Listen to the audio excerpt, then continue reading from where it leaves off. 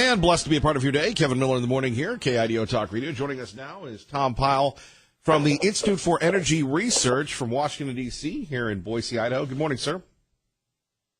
Good morning to you. Thanks for having me on. All right, so let's talk a little bit about the midterms. And now that the Democrats are in, what does that mean for energy?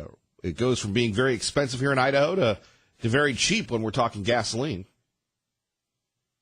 Well, what it means is that the Democrats in the House will do everything they can to slow down President Trump's agenda to undo a lot of the harm that the previous administration caused, and try to slow down the regulatory reforms and make all kinds of noise with hearings and oversight and investigations. And they've got a pretty aggressive agenda to make our energy more expensive. They're very clear about it, and they hate the stuff that makes the economy move, namely coal, oil, and natural gas. So it'll be an interesting couple of years here while we watch the back and forth between the White House and Nancy Pelosi. Can they really do anything about it, considering, as you know, they just have one House of Congress? Well, they can. They can do a lot around the edges. They'll be a big player in the budget discussion, right? They can't get the budget through without getting it through the House, so they're going to put a lot of mischief in those budget bills that they debate over the year.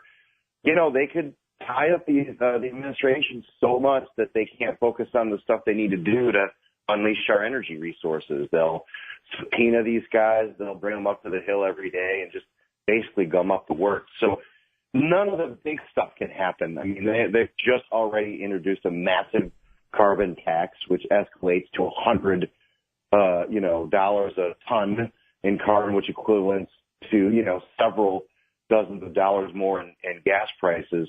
They can't get those through and certainly wouldn't be signed, but you never know what happens in 2020, right? If Trump loses, all that stuff that they've teed up could certainly could find its way into law with a President Kamala Harris or something like that. So, well, that's a heck of a way to wake us up here in Idaho with that. That just thought, sir. Well, I don't mean to shock your audience. Just keep an eye on things. We've got. We got to remember that now we're not going to have a quote-unquote rubber stamp Congress with the Trump agenda. And if the Trump agenda is doing well for you, then these guys, your listeners, need to really pay attention and make sure that they participate in the political process for sure. Well, what do you make of that, though? Was it really a rubber stamp? Did the Republicans in Congress, from your perspective, Mr. Pyle, really embrace the Trump agenda? And were they right in, if they didn't, were they right in being a little reluctant, sir?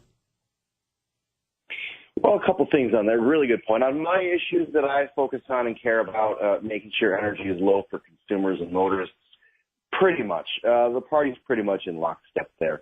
There are areas where they diverge. There's certainly a battle going on for the soul, if you will, of the Republican Party. The leadership in the House didn't always see eye to eye with President Trump. But on taxes, on energy, on some of those pocketbook issues, regulatory reform, they were certainly in lockstep. So. Well, let's talk a little bit about why the libs hate coal. For years, coal has been such a backbone of our country. We've done the environmental, getting everything good to go so coal is clean and such, and yet Barack Obama did everything he could to destroy coal. Will the House Democrats try and do that? Yes, there's no doubt about it. I don't know if you saw this already. There's a big argument over whether to support Nancy Pelosi. Why? Because she's not quite crazy enough on these issues. I mean, that's literally the debate that's happening. They've introduced legislation to require 100% wind and solar, which would bankrupt us. Basically, literally, our economy would go in the tank. We would be paying astronomical electricity prices if that were the case. And so there's really a very aggressive anti-energy agenda that the Democrats have, and it's driven a lot by the environmentalists who have been bankrolling Democrats' campaigns for a number of years now. Well, and when we talk about environmental restrictions, we put our industry, we put our country at an imbalance negatively when we take a look at what China does, because they don't follow the same restrictions. Their air is bad. And we put the coal business out of business, and we still have the bad air from China. So it's not everything is uniform. and yet the liberals want to take away coal. I mean, just the amount of coal. We have coal miners here in Idaho, obviously in West Virginia and across the country. It just seems crazy to me that we would get rid of such a source of energy that has been so reliable. We have such bountiful amounts for so many years. Yeah, we are the richest energy nation in the world. We have more resources under our shores and our lands than any other country in the world. And for us to compete, we have to compete with our energy. Obviously, our labor costs are much higher than a lot of places around the world. But the big irony here is 2 points. One, the war on coal is really a war on the poor, if you think about it, because that's affordable, always on, always reliable energy, allows people who make less money to spend less money on energy. They have to spend a higher percentage of their incomes on energy, obviously, because we all need it. The second thing is our environment in the United States is as good or better than it has ever been. We're about breaking all records in terms of clean air, clean water, everything else since the 70s, obviously. And you're right, China is not experiencing that same level of clean air. I mean, they're sort of going through that process of getting their economy moving, and hopefully they'll import our technology and build cleaner coal plants and then those kind of things. But you can't just assume that we're these evil polluters out there and try to increase our energy costs, because it really hurts poor people. So I call it a war on the poor, not a war on coal. Tom Pyle joining us, Institute for Energy Research, Kevin Miller on KIDO Talk Radio, 107.5 FM, 580 AM. So what will be the first shot fired by the libs in the House? On energy stuff, they're gonna definitely focus on this 100% renewable energy mandate that they've been bantering. I think the first thing they're talking about is some election reform type stuff, which, I put in air quotes because, I'm not sure what that means. From our perspective, I don't see huge problems with our electoral process. And I know they've been talking about how Russia influenced our elections in the last go round, but, they haven't actually proven any of that yet. And we're going to see a whole sort of laundry list of pent up Democrat progressive wish list type stuff. You might see a minimum wage discussion. Certainly they'll be reinforcing support for Obamacare. So, batten down the hatches, because it's going to be an interesting couple of years here. When we take a look at our energy challenges, obviously we have more energy than we know what to do with, but yet the cost of energy continues to rise. Why is that? Well, I'll be candid with you. It is because of this government intervention in energy. And, across the country, there are efforts to decide which types of energy we can use. If you look at President Obama's, what they call the CAFE rule, where they, force these unreasonable mile per gallon standards on the automobile industry. You look at all these regulations that were designed to, make it more expensive to use our low-cost natural resources. That has an impact, right? I mean, that has an impact on our utility bills and our gas prices. And so we should be enjoying a much lower, ironically, electricity utility price or gas price than we have. But there's taxes and all these sort of hidden taxes and regulations that prevent us from enjoying the discount from the ability to produce the resources we have, especially with natural gas lately. Well, we take a look at that. How much of natural gas have we not tapped into, sir? I mean, people have said for years, and you know this, Mr. Pyle, we're the Saudi Arabia of natural gas. Yes, we are blessed to have these resources on private lands for the most part.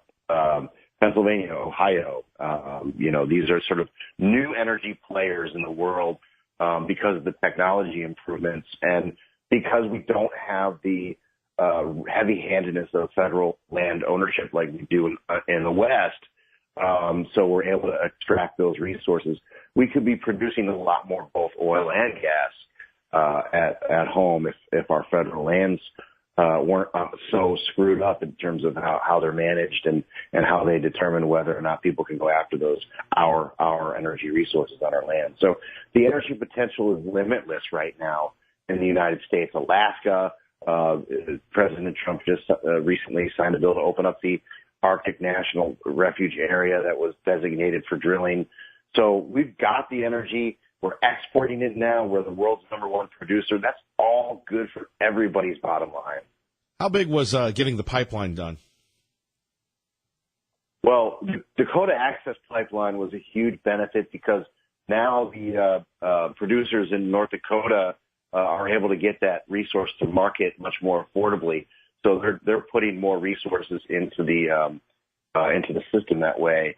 We still don't have the Keystone Pipeline, believe it or not.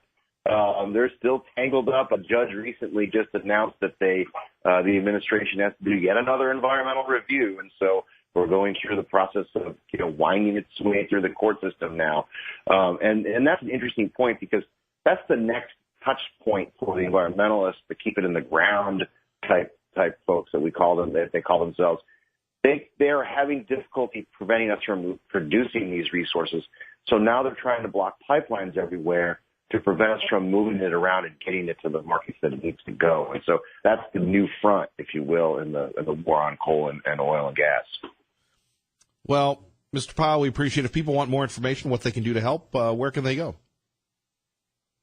InstituteForEnergyResearch.org, or just search for IER in your Google and sign up, because we provide people with good information and good ways to participate in the process in a meaningful way. Now, before you go, I just want you to respond to this headline in National Review. Obama claims credit for oil boom in U.S. Oh, I can't. I'm still clenching my teeth about that. I mean, wow.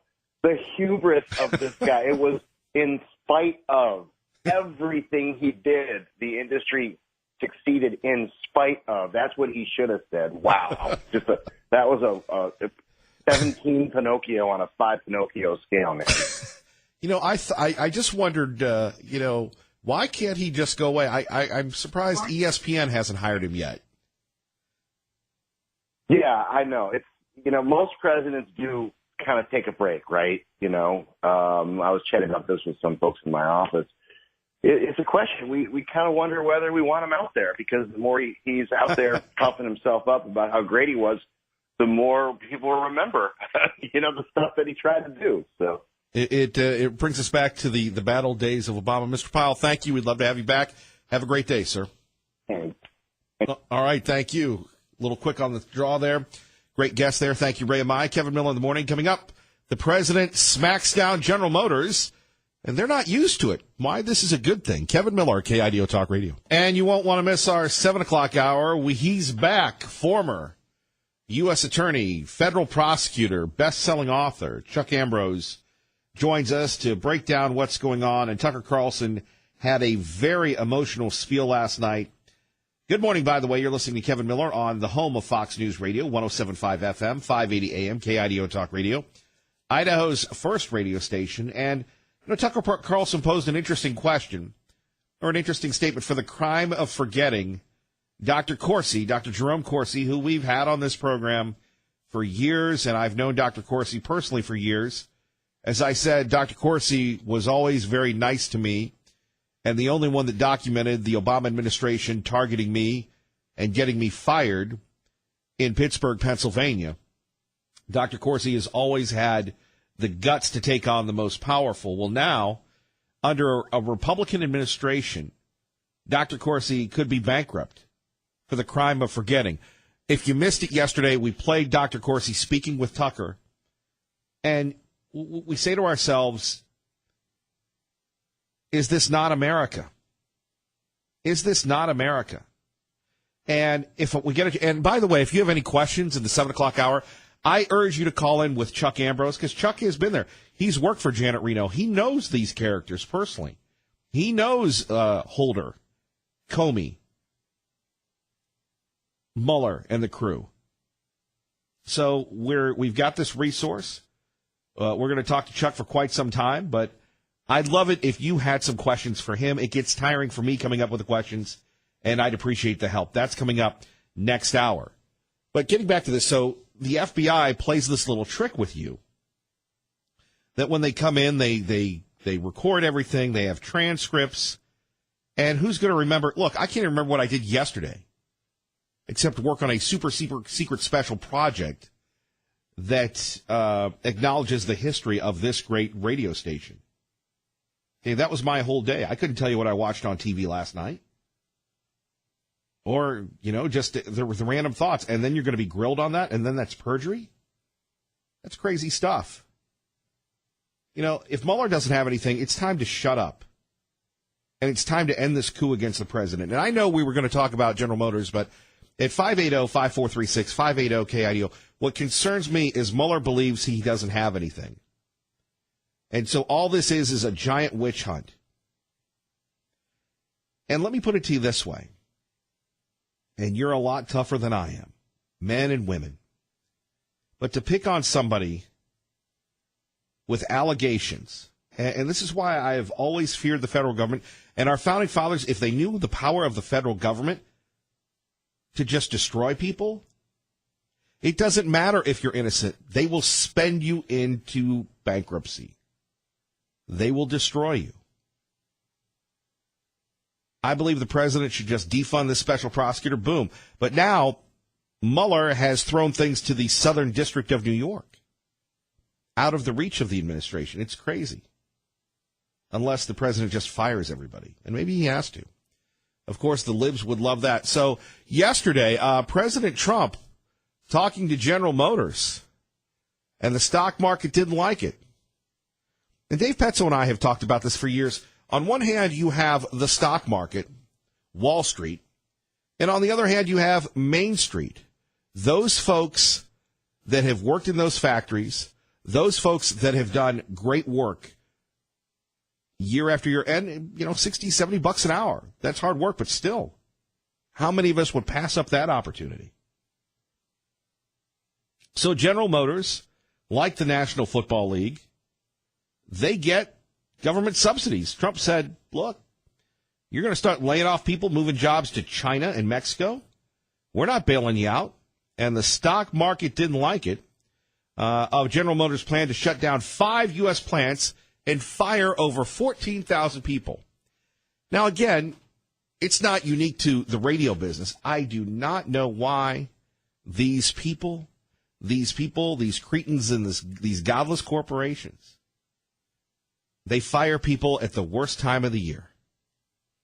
Look, maybe you've been fired. If you haven't, God bless you. I hope it doesn't happen to you. I've been fired in May. I've been fired in February. I've been fired the week or two of my birthday. Happy birthday. Now get out. Happy birthday. We're going in a different direction. Great. I'm happy. No, you're not going in that direction. But I would have to say the worst firing that I got was 10 days before Christmas, 2008. 10 years. Wow, it's been 10 years. Coming up on my 10-year anniversary on that. When everybody is taking time off and you're thinking about holiday plans and Christmas and vacation. And I never took vacation at my jobs. And thank you very much. No one worked harder than you. Now get out. You can't do this in March? Really? You're going to save that type of money? And here you have the President of the United States saying very disappointed with General Motors and their CEO, Mary Barra, for closing plants in Ohio, Michigan, and Maryland. The president tweeted. Nothing being closed in Mexico and China. By the way, Barack Obama would never say this. The U.S. saved General Motors, and this is the thanks we get. We are now looking at cutting all GM subsidies, including electric cars. By the way, where's that Obama Chevy Volt? General Motors made a big China bet years ago when they built plants there and in Mexico. The president saying, I don't think that's going to pay off. By the way, this is why the president, in my view, gets it. I am here to protect America's workers. And the stock market didn't like it. Shares falling 3% and continue to fall. We'll get into the state of America next. Thank you for starting your day with us, waking up on the right side. Our time is 6:29 on 107.5 FM, 580 AM, KIDO Talk Radio, where we get you to work safely and on time. What's Eric Everett? And I'm Kevin Miller. Our time is 6:30. You're listening to 107.5 FM, 580 AM, KIDO Talk Radio. Good morning, Maggie. Good morning, Kevin. Good morning. Thank you for waking up on the right side. Kevin Miller in the morning. Phone number is 580-5436. 580-KIDO. Coming up, we'll be at the College of Idaho tomorrow. Go Yotes, promoting our schools, securing our future. Thanks to our friends at CapEd Credit Union. Looking forward to once again being on the road. We're ending the season strong. We're going to be at Eagle High School and Bishop Kelly. But first, the College of Idaho, and we are so pumped up about that. And of course, coming up on Friday, the big day, Idaho Chooses Life, the annual rally. If you would like more information, David Ripley will be calling in, or we're going to call him, one or the other. And we will speak with our friend, the Ripper, on this wonderful event we invite you to attend at Eagle High School. That will be Friday night at 6 o'clock. One of our better events of the year. And we look forward to, once again, being there with David Ripley. And I can't think of a better cause when we're talking about life and values. And by the way, when it comes to promoting and protecting and supporting conservative values, right here, this is what we do. This is who we talk about, and this is who we are. We are conservative. We love God. We talk about it. We're faith-based. We're family-friendly, and we don't shy away from it, right? We still engage in the issues, but this is our specialty, whether it's Kevin Miller locally, whether it's Sean Hannity, Glenn Beck, Dave Ramsey, certainly, and the newest addition to our team, Lars Larson. So the president has decided that he's going to, fire back a little with General Motors. They're calling it the Trump card, and I can't say that I blame him. The president of the United States basically calling out General Motors, and here's what he had to say. I believe they'll be opening up something else, and I was very tough. I spoke with her when I heard they were closing, and I said, this country's done a lot for General Motors. You better get back in there soon. That's Ohio, and you better get back in there soon. So we have a lot of pressure on them. You have senators, you have a lot of other people, a lot of pressure.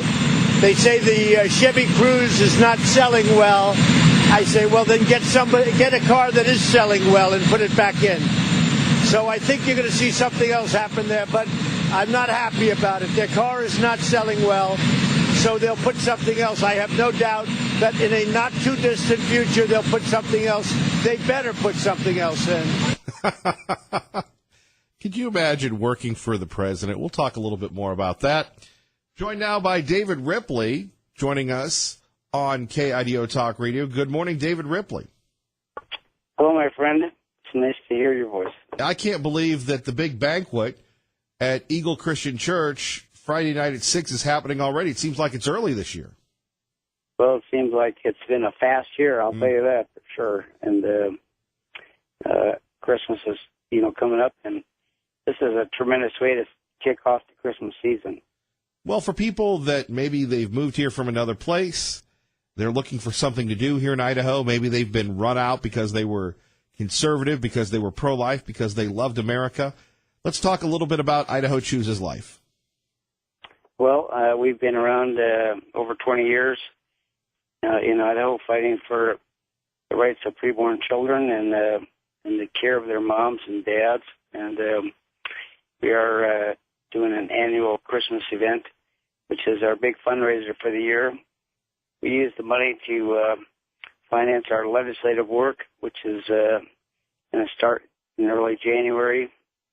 We have a very tough agenda in front of us, and I am, going to be looking for a lot of support as we do battle with Planned Parenthood in this session.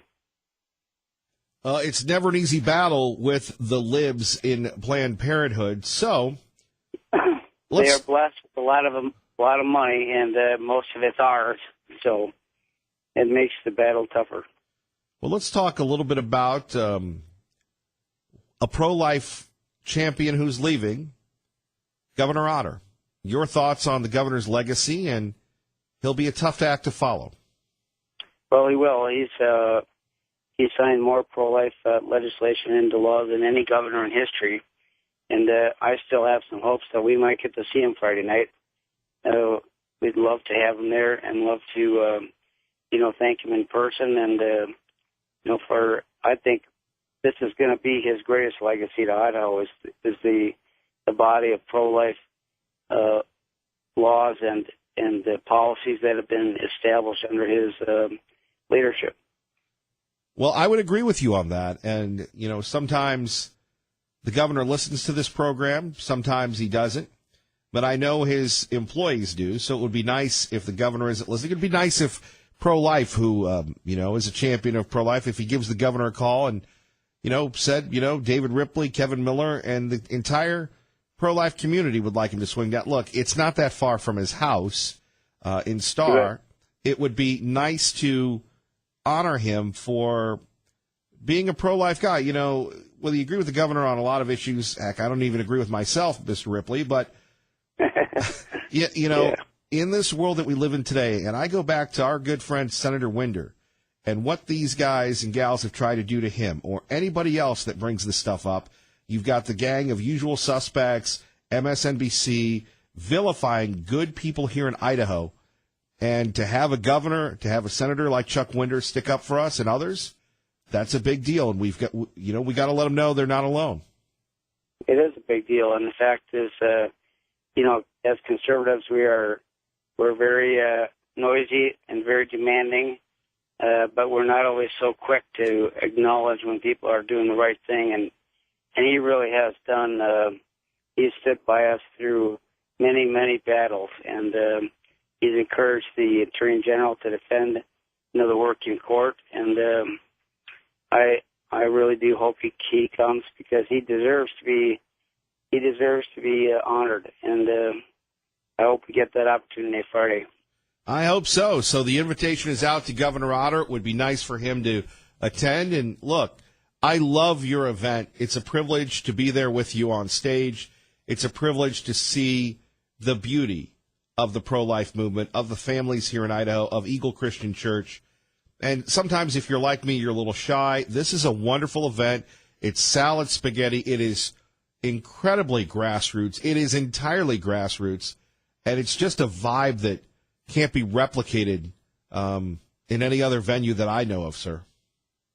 Well, you helped make it a very special night. And, and the people that come, it's, of course, people have events and organizations do events all the time. But this is really a very special time because we get pro-life people from all different churches and walks of life coming together for one reason. They don't get anything out of it except a pretty good dinner, I think. But the time they put in and the money they donate, is about as charitable as it gets because they won't even meet those babies and women that they help save from the lives of the abortion industry. And so it's really an honor to be in that room with those people.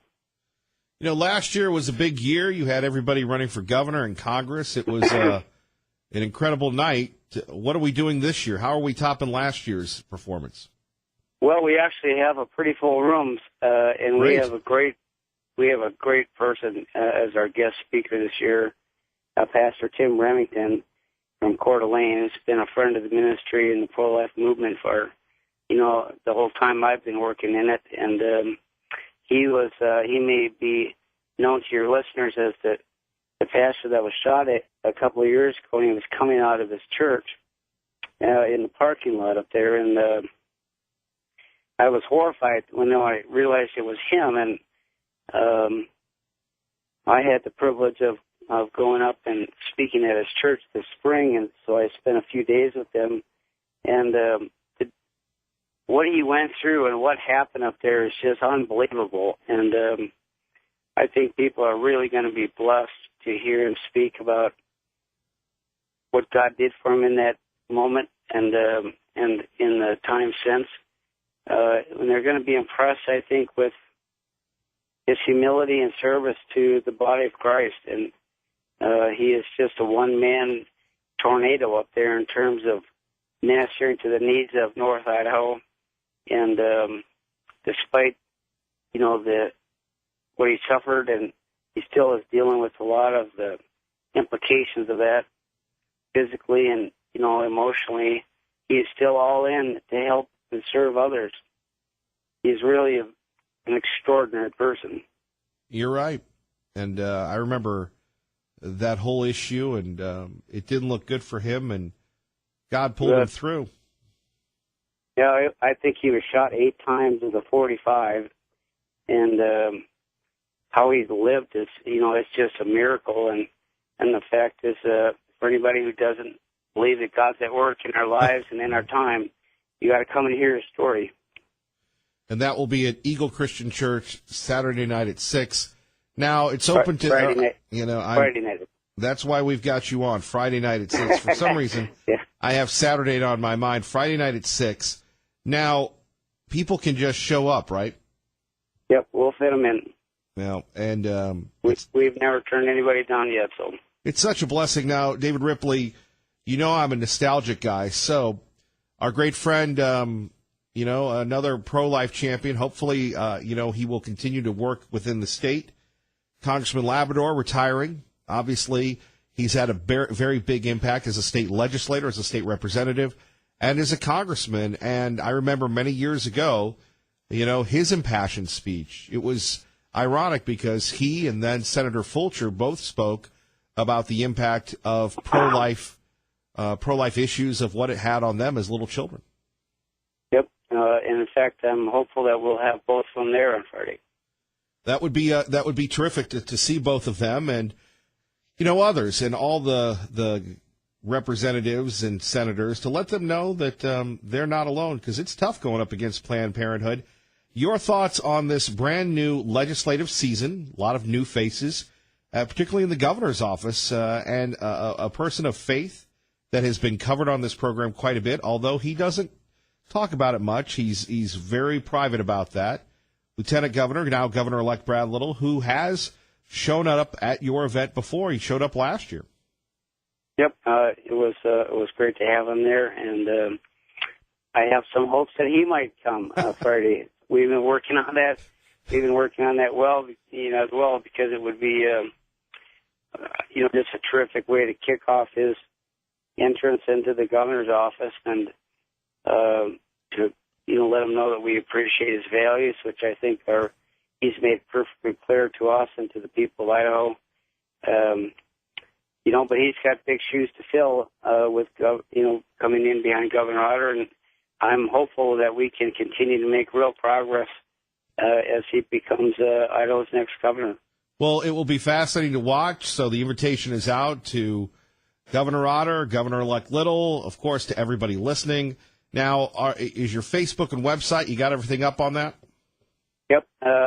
IdahoChoosesLife.org. We have the details there at Eagle Christian Church out on off of State Street. It's a great church, and they really have been so gracious to us over many years, really. And they make us feel welcome, and they will make everybody that comes there feel welcome. So it is an event, whether you've been in the Treasure Valley for a while or you're new. I would urge you to go. I'll be there, hopefully not getting stains on my freshly laundered shirt, but it's spaghetti and salad. It's a wonderful time. And David Ripley, finally, why do you do this? Well, the fact is I lost a son to an abortion in 1994, and it changed my life, and it changed my opinion and attitudes about a lot of things, but most especially about the value of life. And, the fact that he was an innocent life destroyed through the lies of the abortion industry still pains me. And I look forward to meeting him someday. And, I continue to work in this because the reality is we're destroying human life, and the impact on our society is really beyond measure. And so I hope I get to live to see the day when that is no longer the law in America, the law in the state of Idaho. David Ripley, IdahoChoosesLife.org. We will see you Friday night at 6 o'clock, and I'd get there early to get a good seat. Yeah, and we're just so grateful for your support, Kevin. You help make that event so cool, and you're just a blessing. So I'm looking forward to seeing you. Can't wait to see you, sir, and it's only just begun. You have a great day. Yeah, bless you. Thank you. God bless you. David Ripley joining us. Coming up next, we're going to talk energy and cars with you and me. My name's Kevin Miller. Our time is 6:51. You're listening to 107.5 FM, 580 AM, KIDO Talk Radio. KIDO Talk Radio. Your morning cup of Sean. This is the Sean Hannity Morning Minute. You know, Michael Flynn, when he agreed to the plea deal, which was that he FBI, remember. What's Eric Gibbert? And to the phones, we go to Hank in Boise. Hank, thanks for your patience. You're on KIDO Talk Radio. Good morning. GM is an example of where government subsidies distort business decisions. If they're putting their banking on these electric cars, if they think their Chevys aren't selling well, these electric cars are going to be selling even worse. And the only way that they can even consider this by subsidies. And by moving to China with the looming trade war and possibility that you may have that by next year 25% tariff slapped on goods shipped from China, I think it would, and investments of billions of dollars in Chinese factories. This is a recipe for the end of GM as a corporation. This is not exactly what I call a well-considered decision. But I think politics enters into it. I think that basically you have people in that thing that are basing their decisions not on business considerations, but by politics. And I think that this company's being run by libs. The far cry from Alfred Sloan, who made General Motors the biggest and the greatest corporation of his time. These people are pygmies compared to Alfred Sloan. He, in a sense, built the modern automobile industry even more so than Henry Ford. And to say that this